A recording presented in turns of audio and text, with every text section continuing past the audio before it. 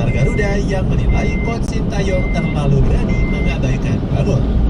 Pasalnya, timnas Indonesia sendiri nggak punya banyak pilihan komposisi yang mumpuni.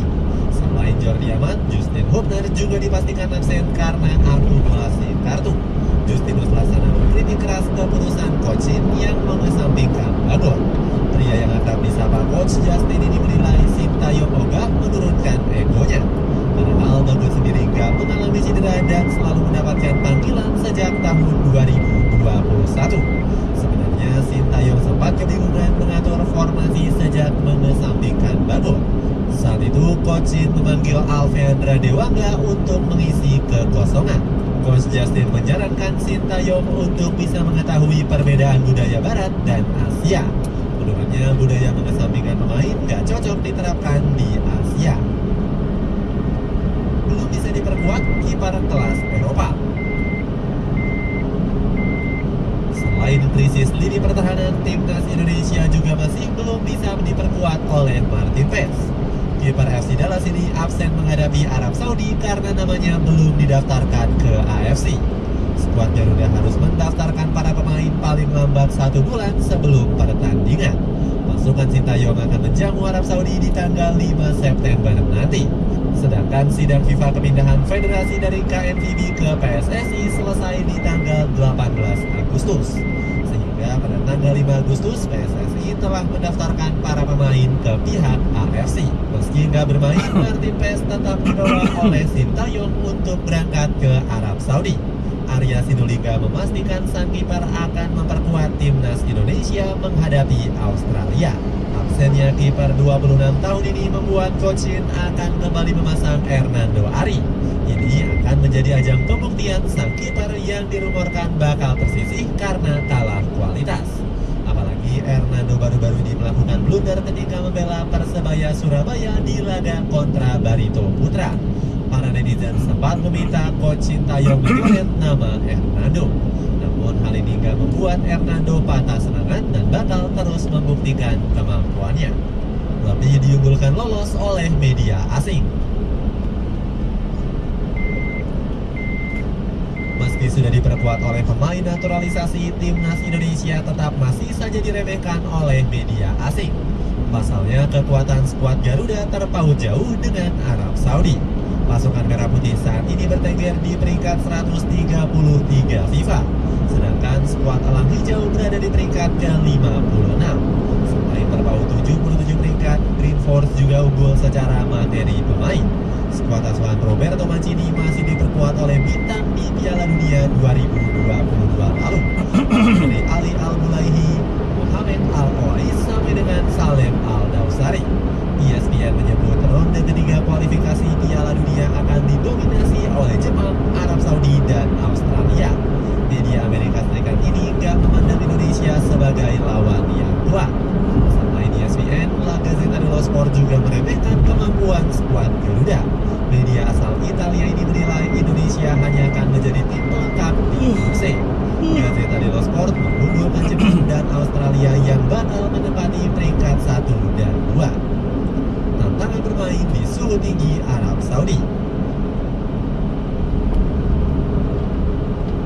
Selain diremehkan oleh media asing, timnas Indonesia juga dihadapkan dengan perbedaan cuaca di Arab Saudi. Negeri minyak saat ini sedang mengalami suhu panas yang ekstrim. Laporan dari Pusat Meteorologi setempat, suhu Arab Saudi menembus angka 51,8 derajat Celcius. Belum lagi ditambah dengan adanya kemungkinan peningkatan panas hingga 2 derajat. Sintayong dinilai akan pusing menghadapi cuaca panas di negara Timur Tengah. Namun pelatih Korea Selatan ini sudah mempersiapkan cara untuk mengatasi hal tersebut. Sintayong sempat meminta memajukan laga persahabatan menghadapi Tanzania yang awalnya jam 7 menjadi jam 4 sore. Hal ini dilakukan saat Indonesia menjamu Irak di ronde kedua. Sintayong percaya cara ini mampu membuat para pemain cepat beradaptasi dengan suhu panas. Apalagi mayoritas pemain Indonesia yang bermain di luar negeri bermain di negara Eropa yang dikenal dingin. Justinus Laksana juga menyarankan para pemain timnas untuk lebih sering mengkonsumsi air putih. Tujuannya agar para penggawa Garuda nggak mudah dehidrasi di negara Selain suhu, Sintayong juga harus mewaspadai rekor apik Roberto Mancini di Stadion King Abdullah Sport City. Venue ini dikenal sebagai tempat yang sering menumbangkan negara besar. Sejak pertama kali dibuka di tahun 2014, Arab Saudi gak pernah menerima kekalahan ketika bermain di stadion tersebut. Bahkan di era Roberto Mancini, Arab Saudi tercatat sudah menang 10 kali. Selain itu, timnas Indonesia juga harus dihantui oleh rekor buruk kala berhadapan dengan skuad elang hijau. Skuad Garuda hanya berhasil meraih satu hasil imbang dari 12 pertandingan yang dijalani. Selain itu, pasukan negeri minyak juga lebih diunggulkan karena punya persiapan yang lebih panjang. Taktik sulit ditebak Roberto Mancini. Selain dipusingkan dengan cuaca, Sintayong juga harus mewaspadai skema taktik Roberto Mancini. Di level klub Allenatori asal Italia ini berhasil membawa Inter Milan menjadi juara Serie A. Gak hanya itu, Mancini juga berhasil membawa Manchester City meraih gelar Premier League. Di level internasional, pelatih kelahiran Jesse ini juga sukses memenangkan gelar Euro 2020 bersama Italia. Arrigo Sacchi memuji Italia yang bermain lebih menyerang sejak diasuh Mancini. Padahal selama ini Italia dikenal dengan taktik pertahanannya yang sangat kokoh. Selain itu, ex-pelatih Manchester City ini juga dikenal dengan permainan menyerangnya. Terbukti Mancini berhasil menyulap Inter Milan lebih bermain menyerang. Sintayong pun harus mewaspadai taktik kejutan dari Mancini.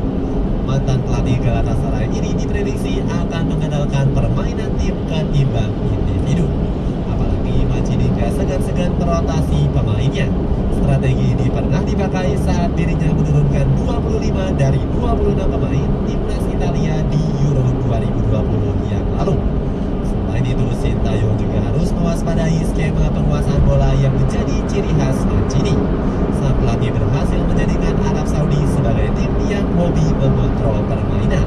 Di ronde kedua, pasukan negeri minyak berhasil menguasai possession di atas 56%. Bahkan menghadapi Pakistan, skuad Green Force mampu mencatatkan 84% penguasaan bola. Strategi ini bahkan membuat Arab Saudi hanya bobol sebanyak 3 gol di ronde kedua. Sintayong bisa sedikit mencontoh taktik Thailand yang sukses menahan imbang Arab Saudi di Piala Asia. Skuad Gajah Perang menunggu banyak pemain bertahan untuk melindungi gawang dari kebobolan. Hasilnya dari 17 tembakan Arab Saudi nggak ada satupun yang berbuah gol. Itulah ulasan keuntungan besar Arab Saudi menghadapi timnas Indonesia. Bagaimana pendapatmu? Apakah Sintayong mampu mengalahkan Roberto Mancini meskipun diremehkan oleh berbagai media? Coba tulis pendapatmu di kolom komentar di bawah ini.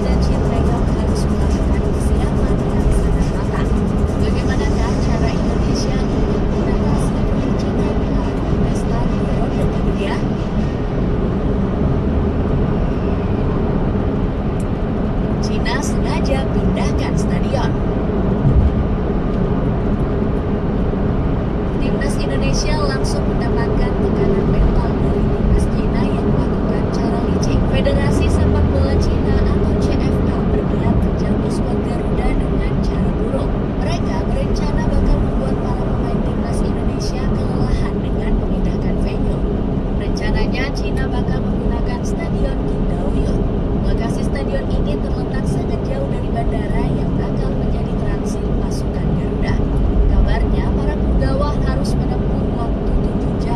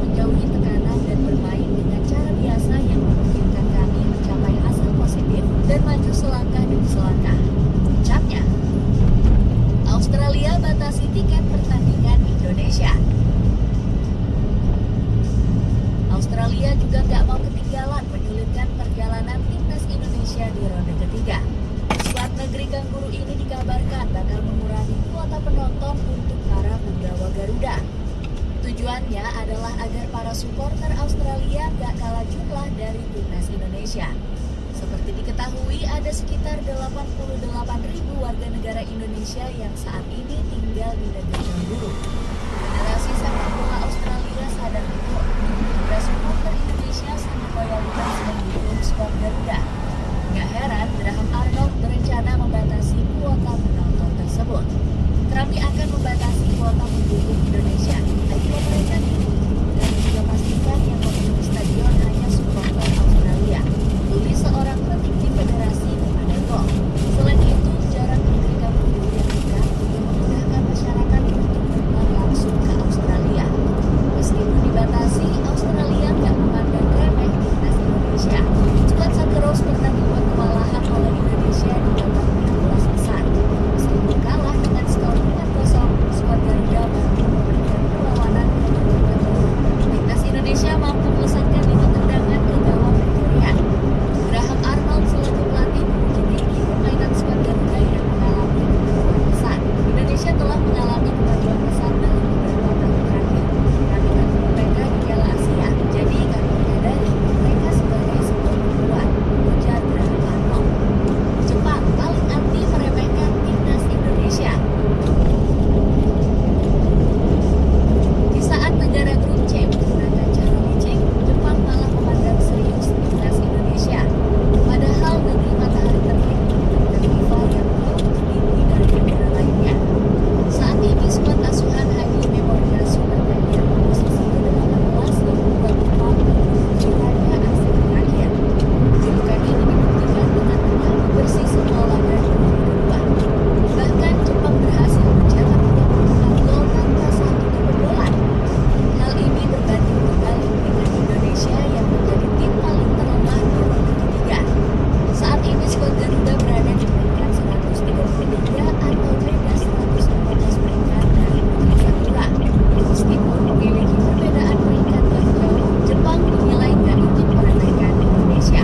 Hajime Moriyasu bahkan sampai meminta dukungan kepada para supporter. Kali ini kami akan menghadapi tantangan yang sangat berat. Kami akan berjuang untuk meraih kemenangan. Saya meminta para supporter untuk mendukung kami secara penuh. Sejalan dengan pendapat Moriyasu, media Jepang juga turut mewaspadai kemampuan Indonesia. News menilai skuad Garuda punya pemain muda yang membahayakan. Tim yang dipimpin oleh pelatih Shin Tae-yong memiliki banyak pemain berusia awal 20-an dan beberapa pemain termasuk Yasmin Abrar yang pernah bermain di Cerezo Osaka, tulis News. Dengan berbagai tantangan berat bertubi-tubi timnas Indonesia di ronde ketiga, akankah skuad Garuda bisa menjadi kejutan?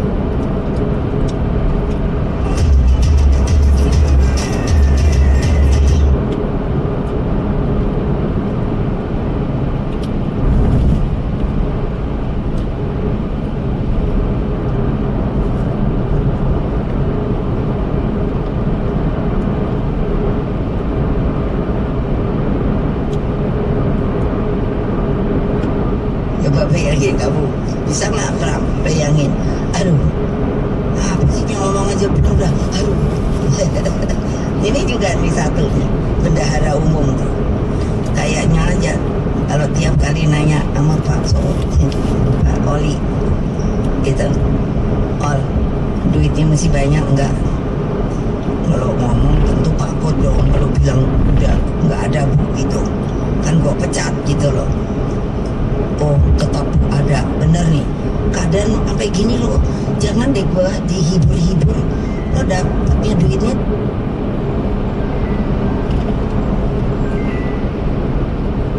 Yo, Assalamualaikum. Assalamualaikum. Ya, Yes. kemarin perginya dengan Farah di mana ya? Kenapa emang? Di Malang, Bisa minta linknya nggak? Buat dia, di Svia. Oh, buat anaknya ya? dan ya. Oke. Ya udah nanti deh. Ntar ya, belum nyetir. Nanti aja gua kasih. Oke. Nanti aku kasih. Ya, ya, oke. Oke. Oke. Yes. Ya, makasih ya. Oh, Ya. ya. Salam. Karena orang keadaan kayak gini, utang aja berapa? Ayo, utang kita berapa ayo?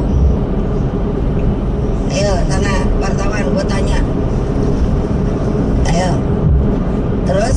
Udah gitu, setiap kali harus bayar berapa ayo?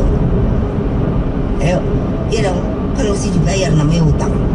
Ayo, terus hati-hati.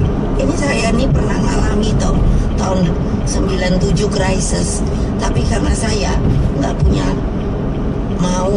apa, saya hanya mau rakyatku jangan menderita.